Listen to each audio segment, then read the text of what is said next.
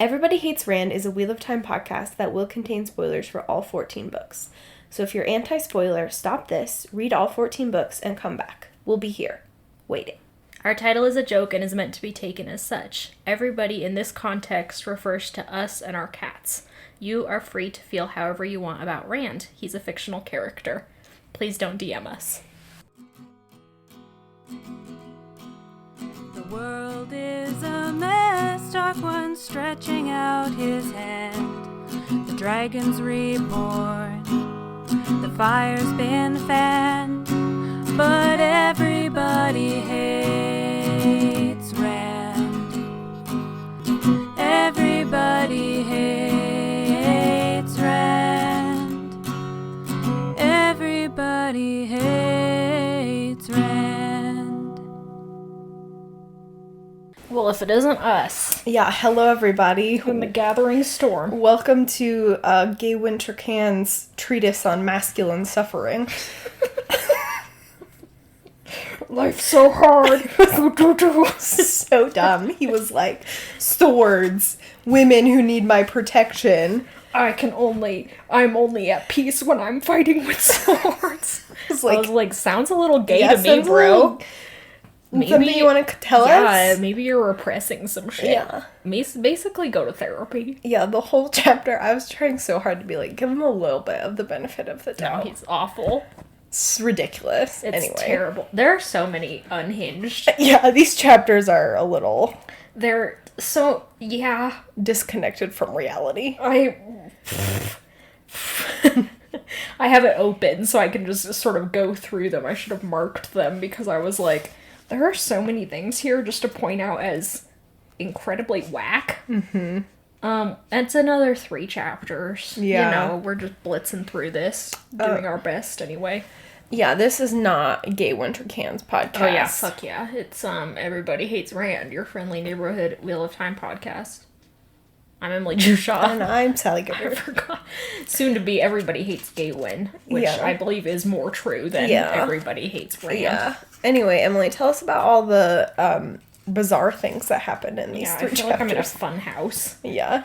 The first is an egg point of view, a very long egg point of view, where we find out that there's been a time skip.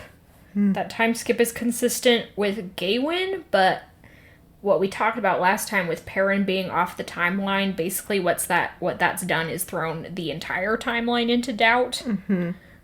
Typically, when you read a book with multiple points of view, unless the project in some way states otherwise, you know, like maybe it's a book about time travel, or you know that you're skipping between timelines via subtext or whatever, or paratext, excuse me. Mm-hmm. Like, you generally operate under the assumption that everyone's on the same timeline. Yeah. So when suddenly you're like, well, this character's you're like, well, then where the fuck are we? Yeah. What's happening? Yeah, I think I mentioned this last time. Unless somebody is telling me,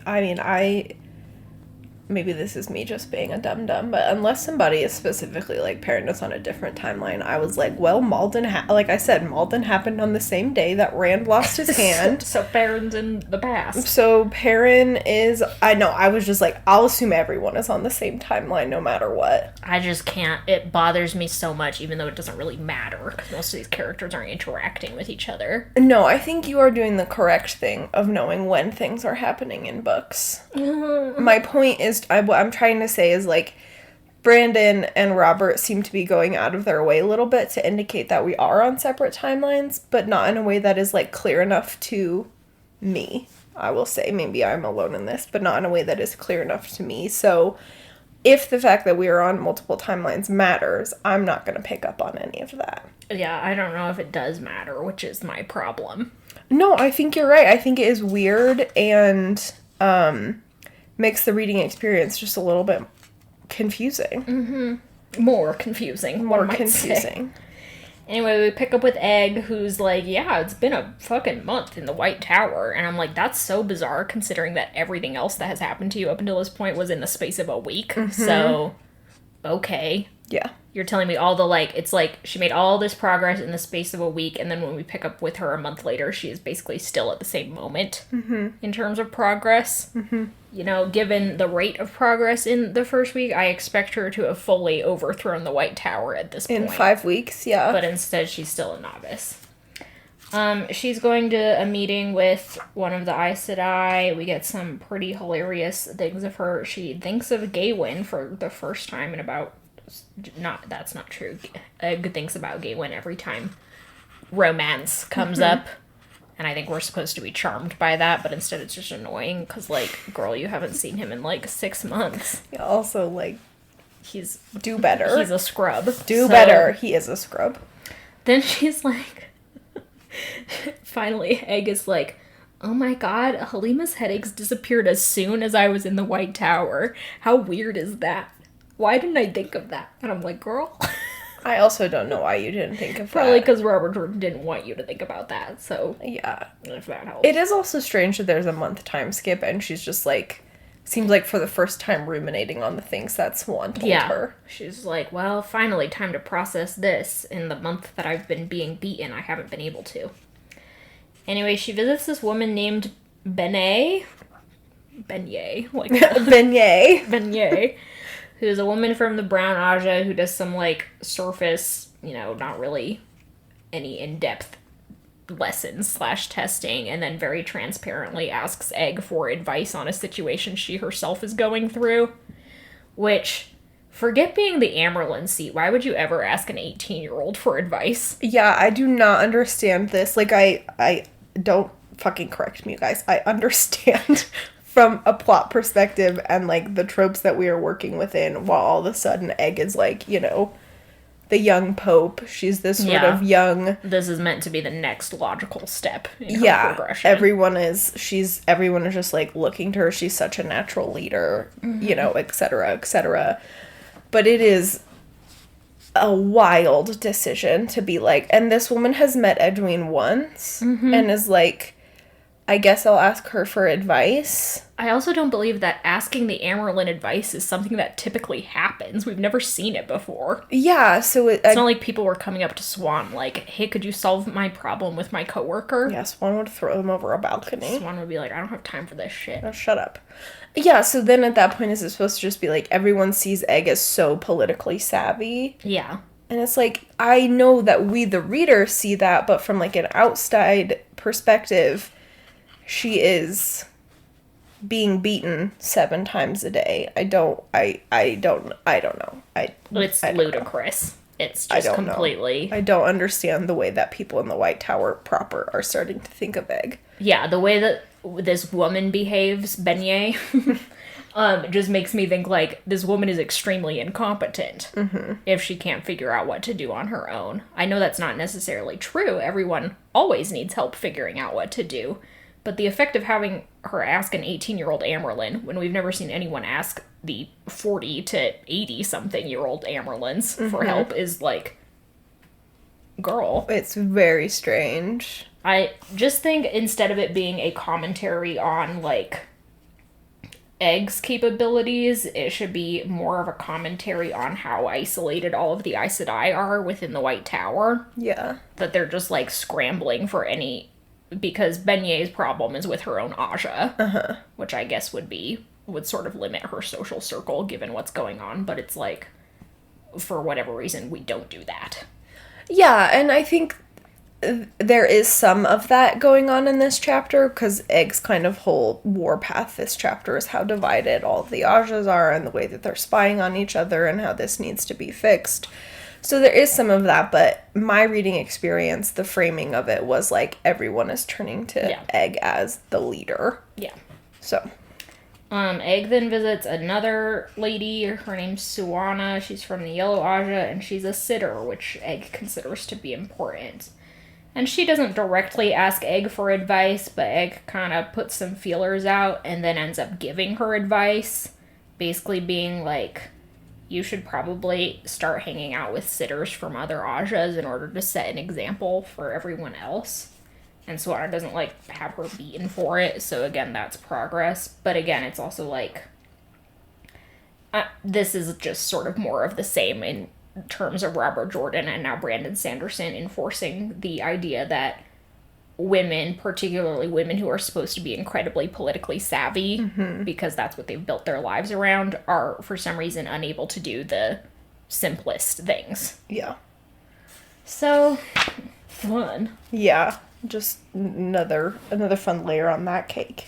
Yeah, Egg then gets together with Midani, who we last saw her, like, telling Midani to set up an appointment with her, and apparently it's taken a full month. Egg is like, why the fuck haven't you called for me before? What are you doing? Why are you talking to Elaida like this? And basically Midani is like, I can't say, which, what does that make me think of? Oh, it makes me think of that scene in Full Metal Alchemist. Oh, yeah. When, Mustang is mining for, information regarding his friend's death, and Colonel Armstrong, Alex Louise Armstrong, is like, here, I'll give you some hints by letting you know that I cannot tell you the answer because I've been ordered by someone higher ranking than you not to tell. Anyway, that was just, I kept hearing this in Alex Louise Armstrong's voice, is what I'm trying to say.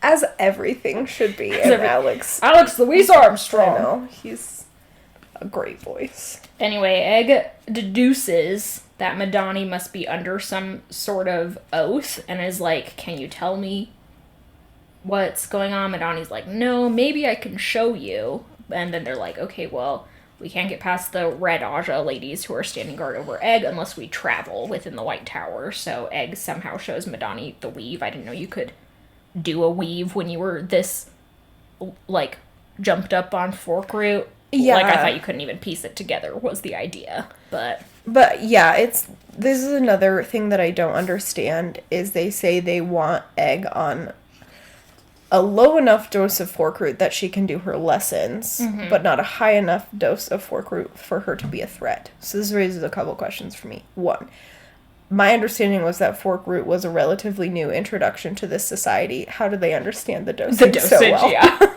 How are they not just, like, killing novices? Where are the Forkroot trials? That, like, medical drama? Was this a double-blind study? What's going on in the Yellow Aja? And two, I just, like, traveling, and maybe this is kind of, like, the point, like, traveling is presented as, like, such a massive rediscovery.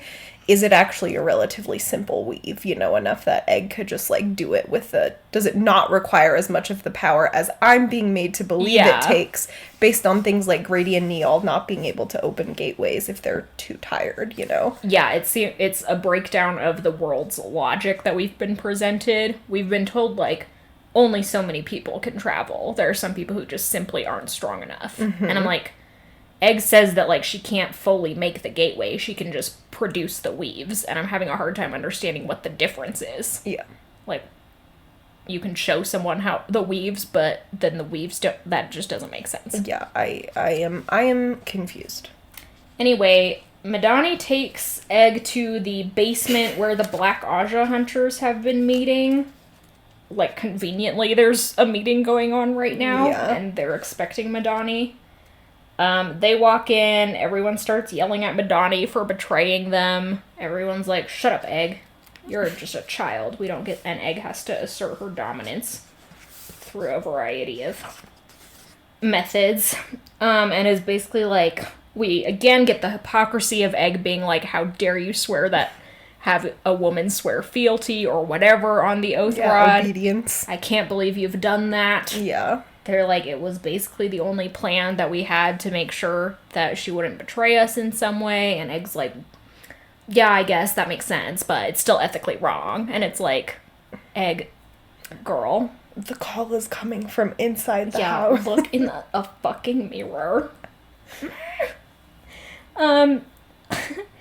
And they're basically like, oh, we can't do anything to Egg, so we have to talk to her.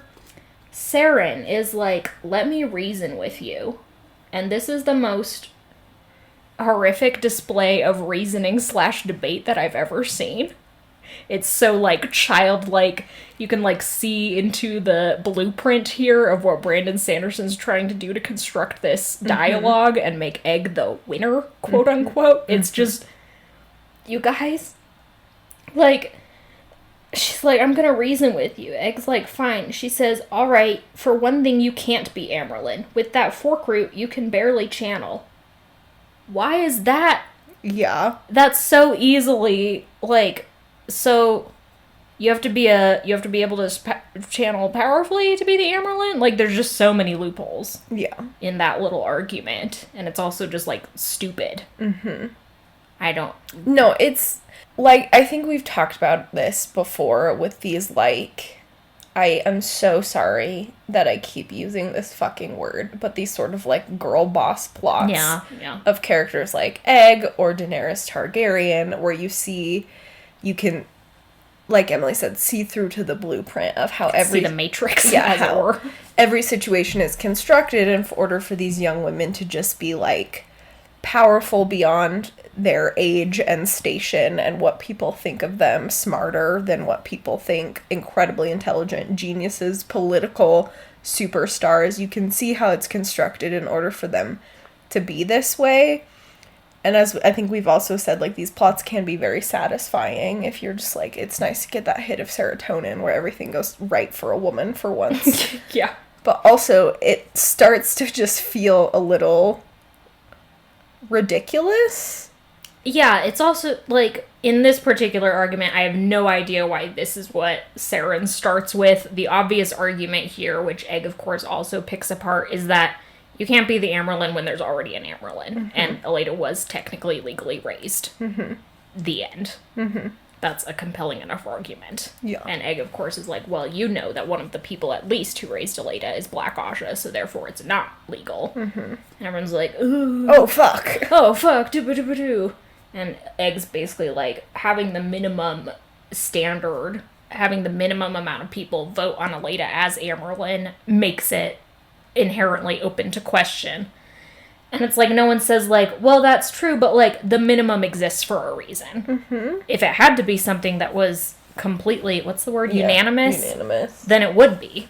But you can do things by a minimum consensus. Like, that's part of the law. Mm-hmm. So no one actually gives any arguments to Egg that she can't counter. We never actually have to see Egg even really challenged.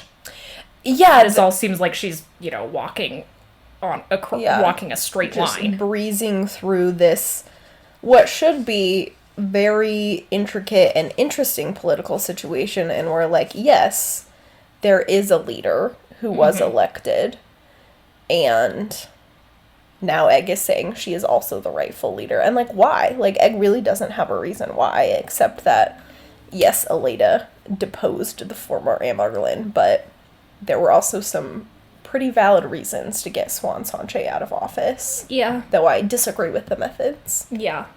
So, rather than approaching it from that way, from a political situation that potentially has no easy answers, they're like, oh, it's just black and white. The Black Aja literally was part of it. So yeah. Therefore, Egg is the rightful Amerlin seat. Yeah.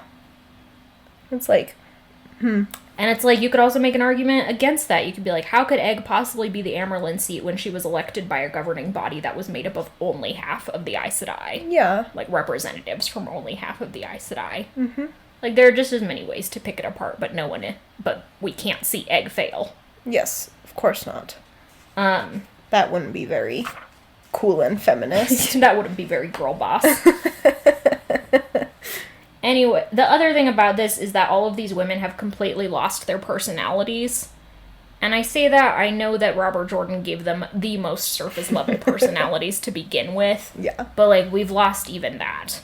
One of these women, I can't remember if it was Yukiri or Dosine, was constantly cussing. No one does that. Yeah. One of these women was, like, so timid she was constantly fainting or throwing up in a corner. Yeah. Whereas one of them was kind of like the right-hand woman to Pavara, really forceful and in charge. And it's just, like, nothing. Yeah. These are just names. Yeah, they're very much serving a sort of singular function here. They have a very chorus-like function. Yeah. Which is fine, I guess. I also think this whole group loses something without Pavara being there. She was great. Pavara was great, and she was also kind of the driving force behind all of this, so I don't know, I just miss her, I think. Yeah. Egg, after, like, demanding answers, being like, how did this happen, leaves without any of those answers. It's just like, well, I'm in charge now, bye. Yeah. And everyone's like, okay, guess we've been outsmarted by a 12-year-old, so... Yeah, also Maidani, like, very quickly swears her allegiance to Egg. Yeah. And it's just like, I can't believe that happened, which, again, is, like, Ta'Viren stuff. Yeah. It's weird that Egg isn't Ta'Viren, but it's also, like... What's the feminine version of a Ta'Viren? Girl boss. Girl boss. I don't know. You just gotta be so bossy. She's 12 years old. She's 12 years old. There's an ongoing joke in that second book in the one after Gideon, the 9th, where the main narrator is like an 18-year-old, and the like 1,000-year-old people around her keep being like, just decreasing her age every time they talk about her to let the other like, she's 3 years old. That's good. That's really good. We then cut over to Gawyn. She's 3 years old. It's so terrible. I just feel like we don't even need to talk about it. Gawyn is like, I feel best when I'm fighting with swords, because with swords there's a clear answer. You kill your opponent or you die. And I'm like, that's not really like... So that doesn't keep you up at night? Yeah, so like murder... So like, that's cool? Murder doesn't bother you as much as you're proclaiming that it does? I don't understand. And there's this, like, weird sidebar where we get, like, the whole backstory for some random dude. For this random dude named Sleete. I don't give a fuck about Sleete. Why are you introducing Sleete at this point in the narrative? It's like a Metal Gear Solid character. Yeah. This is Sleete. This is Sleete. And he's just, like, a land substitute. He's basically. literally just land. Yeah. Like, why is he here? Sleete serves exactly one function, which is to give Gawyn a lesson about trusting your partner, which neither Gawyn nor, it seems, the authors internalize. Like, Sleete's whole thing is he was on Dumai's Wells, then he was abandoned and wounded, and he had to fight his way back, you know, Taken style. Yeah. John Wick style, back to his Aes Sedai, to whom he's bonded. And he's talking to Gawyn about it, and he's like, listen, like, my Aes Sedai didn't abandon me, like, she knew I was out there, and we trusted each other to, like, take care of ourselves, essentially. If she'd thought I was in real danger, then she would have come back for me. Mm-hmm. But, like, sometimes you just have to, like, trust your partner. Yeah. And trust in their abilities. And then, literally a page later, we have Gawyn hear that Egg is in danger, and immediately run off to rescue her. Yeah. So, I mean... It's just bad. It's like, I don't think... Clearly he didn't get that. Yeah. The lesson I got from that was not what Gawyn got from that. But what's more troubling is I don't think that's the lesson the authors were trying to tell us. Yeah, the more that we deconstruct this, the more I'm like, I do not understand the structure of this chapter at all. Like, what is the point of Sleete? Sleete. S-L-E-E-T. Yeah, there's an E. There's an E at the end, just so you know this came from Fantasy Name Generator, not a weather generator. My character, rain, sleet, snow, and hail. The four horsemen of the post office. Literally Final Fantasy. This is the Squeak Wolf. This is Cloud's younger brother, Sleete. Yeah, he carries a regular sized sword. Yeah. Or like a very big or an gun. even bigger sword. Somehow. This is my sword. It's the size of Australia. And I'm 3 years old. So yeah, I don't understand how this chapter is set up. Because yeah, like Emily said, Sleete, I cannot take myself seriously right now. Sleete. It gives this lesson about trusting your Aes Sedai and trusting that, you know, Aes Sedai can make good decisions when it's the right one, you know. And Gawyn seems to just be like, well, that was weird. Well, that was odd. I don't know why he told me that. Yeah, and then he, like, walks around his camp for a little while, hears that Egg is in the White Tower. He learns for the first time that she's been raised Amyrlin for the rebels. Learns that she's in the White Tower and is like, she's being tortured. They reference Katarine, I think, is here, right? Yeah, it's Katarine who got there via traveling, so we can assume that Elaida taught it to her, since we know Egg hasn't been. teaching people except Madani, I guess. Yeah, and she's like, pinky promise you're not gonna teach anybody else. Yeah. And it's like, girl. He hears them say something about how Egg is being beaten, and he's like, oh my god, she's being tortured, and she's going to be stilled and executed. And, like, I totally understand hearing, like, they're not even really partnered at this point, but for the benefit of Gawyn, I'll be like, hearing that your partner has been captured, taken, potentially being tortured, that's very scary. So, like, I will say he has no idea that Egg is on, like, her spy mission. Girl boss, arc. So, like... Yeah, he's operating on a minimum of information here. Yeah, so I get that. I do understand that decision. Totally fair and valid, I guess. I do understand his reasoning. I just... Again, I'm trying to give him the benefit of the doubt here. I just, like, don't understand... I don't know. I guess I just don't like it, maybe is what I'm trying to say, is I don't like this arc for him. I don't like this, like we talked about, he's just, like, abandoning everything he has built over the last 2.5 years to just, like, he's like, I finally know where my loyalties lie, or whatever. I think what's troubling about this arc, for me at least, is that it does not challenge Gawyn in any way. We are operating solidly within his comfort zone, which is rescuing women.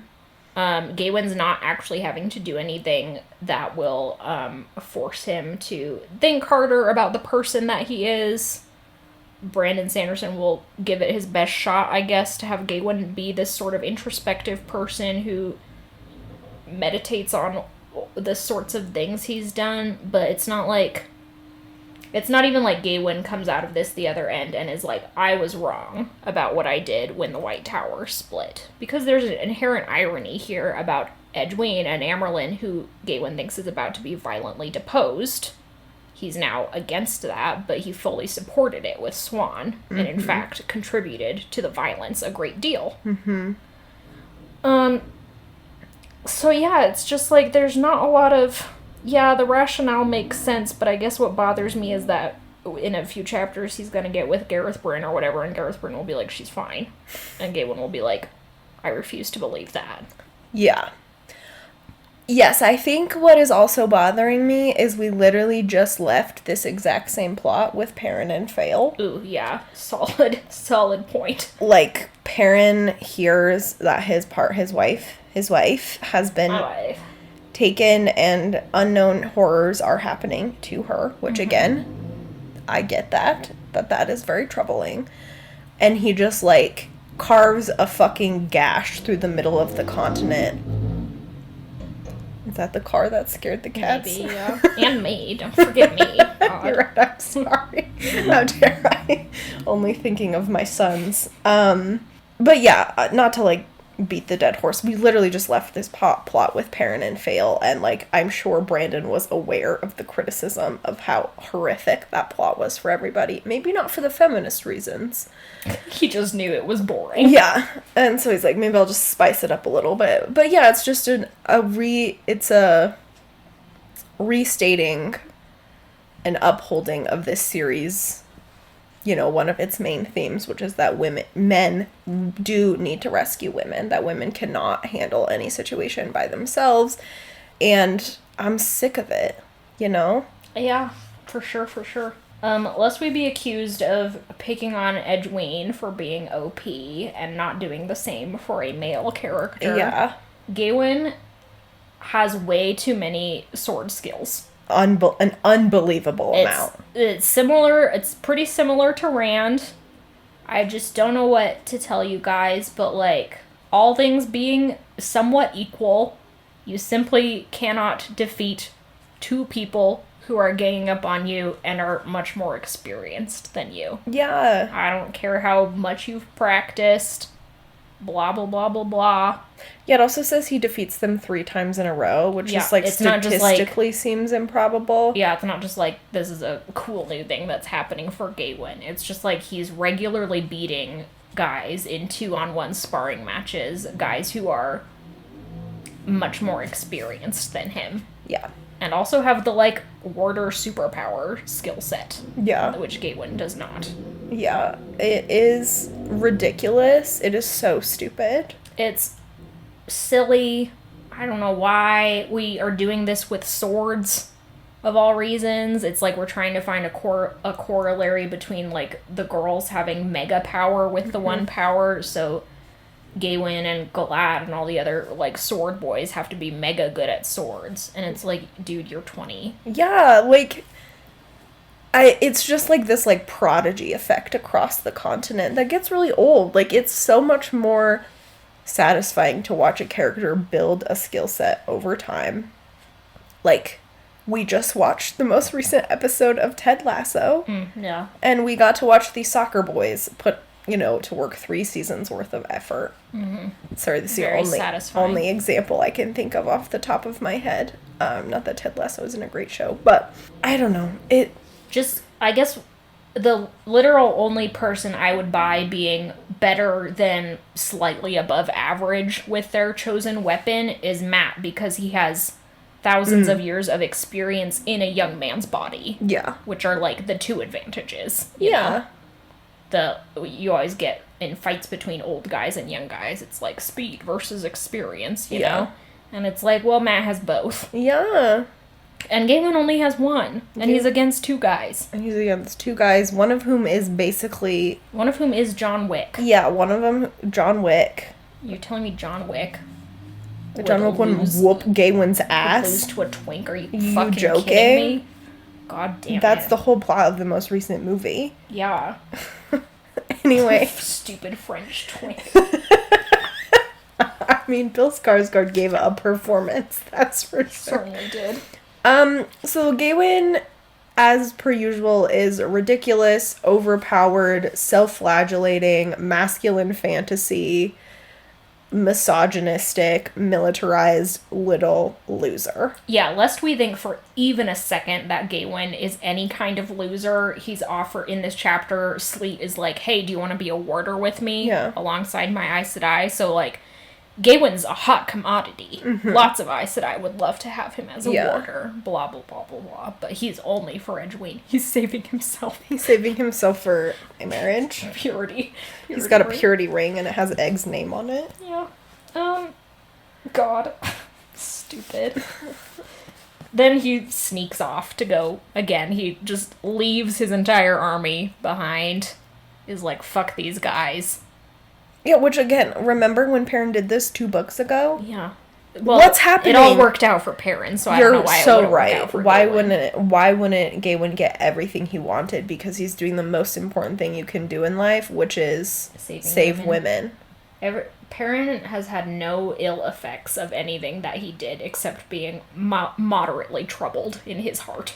Being like, you know what that was? Which I hate to tell you guys, that's a pretty small price to pay. Yeah, having like a little bit of guilt, a little bit of weird feeling. Rum's dead. Yeah, Rum died. God, who knows? So did like tens of other. Sleete.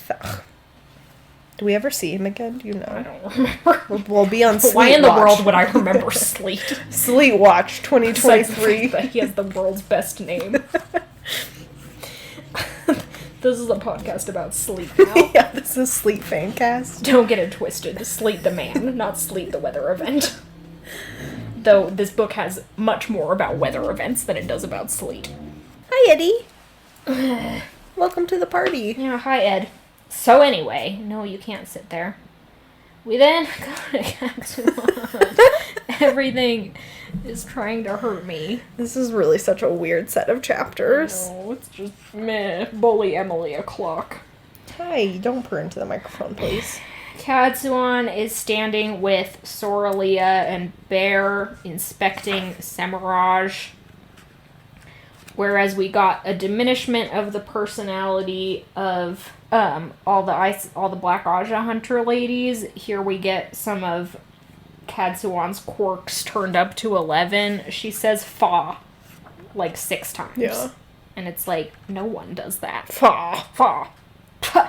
I think that's what that's meant to be. But I'm like, do you expect people to take a woman who does constantly? Seriously? Horsey face? My name is Cadsuane Horseface. Oh no. Do you wanna sit with me, or what do you wanna do? You're kind of your butt's on the microphone. Make a choice, you dumb fuck. Anyway, Samaraj is now being sleep deprived, which again is physical harm. Is torture, actually, yeah, lest I you think. all forget. Like, technically in the laws. Like, why didn't Rand just say, don't leave any marks on her? That might have been a more accurate what he meant. representation of what's going on. Yeah. Unless we are to assume that Rand doesn't know what's going on.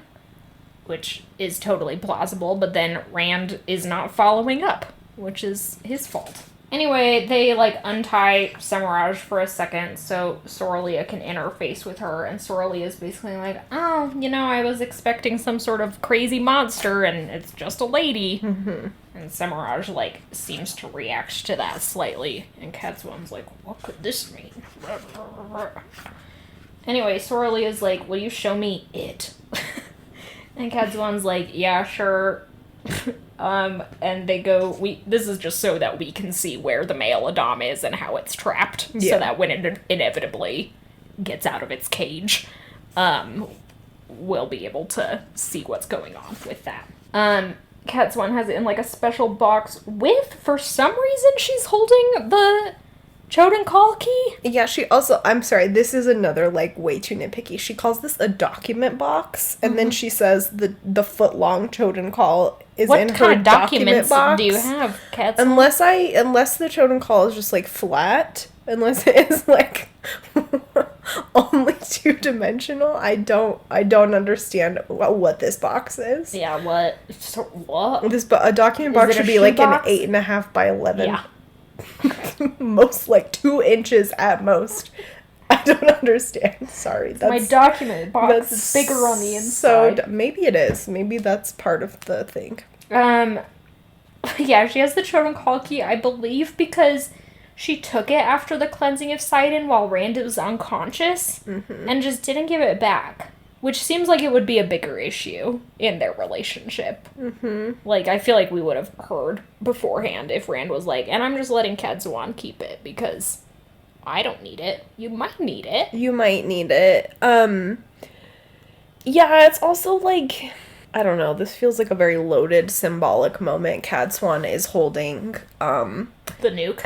The nuke, well, yes, Cadsuane is holding the nuke, the thing that could make Rand even more powerful in such a dangerous way, or in such a big way, not even necessarily, dangerous, so that's how the Choden Call is presented. She's also holding the thing that could control Rand. Yeah, so it's like putting the launch codes and the missiles themselves in the same box. Mm-hmm. It's very weird. Yeah, it's very much like Cadsuane. Like, it just is very much like Cadsuane is pulling the strings in a lot of ways, and it's like, I know. I do know this, but I also simply don't believe it.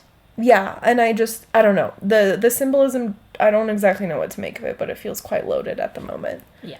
Especially because at the end of this chapter, they're like, we need to figure out how to make Rand do what we say more. And it's like, okay. Cadsuane is also pissed that Rand will not let her put the male Adam on one of the Ashaman to try it out. Oh my gosh, this literally, I almost had a stroke when Cadsuane was like, it's just obvious, like, sense. I obviously put on an Adam as soon as I got one and tried to make it work to see if where literal hundreds of generations of women before me have failed.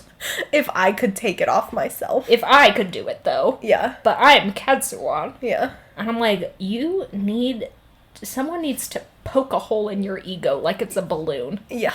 You stupid asshole. Unbelievable. And yeah, Rand is like, I won't let you do war crimes to my boys. To my soldier boys. Only I get to do It's literally the first time Rand has ever stood up for the Ashaman.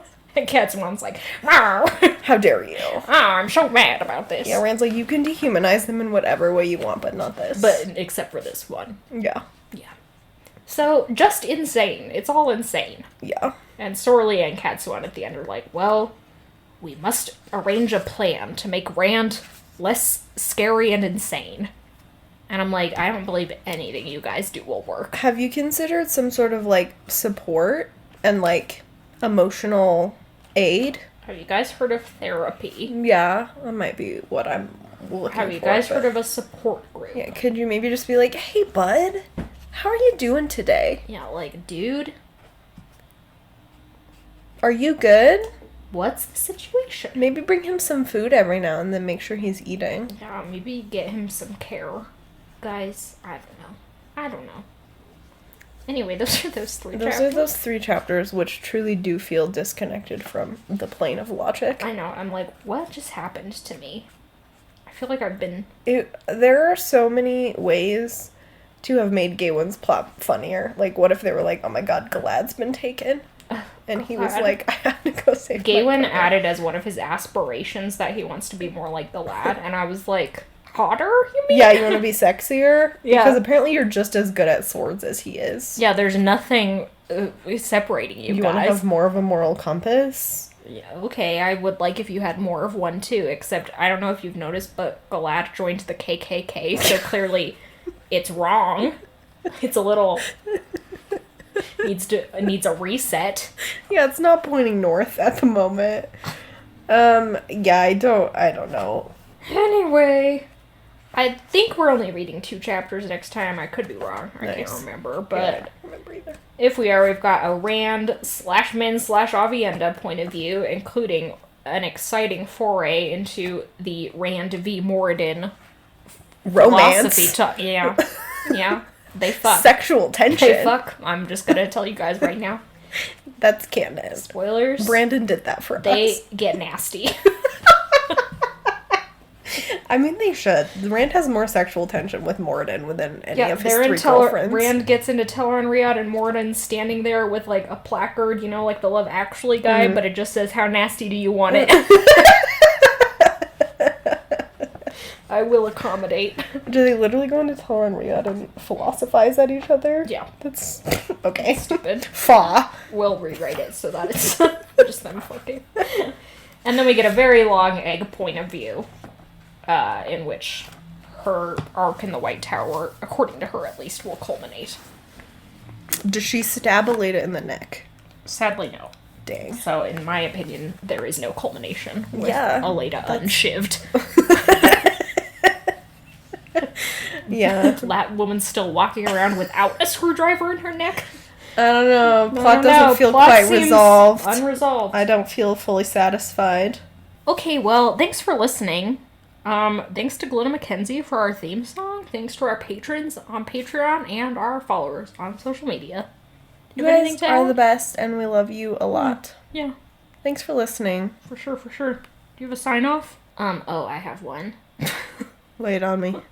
I think I've already told you this. But, this last Sunday we had a family dinner, so I was over at my parents' house. I was helping my sister get her boys into the car. Their ages about 3 and 5. They had a little race to get to the car. The 3-year-old obviously lost because shorter legs. Mm-hmm. And he was pretty upset about that. And so my sister, who is a bully, told him, "It's okay, Will. Do you know who else used to lose foot races all the time? Emmy." Rude. So rude. Okay, don't go bully your younger siblings. Yeah, be nice. Be nice. We're just doing our best. Okay, goodbye, guys.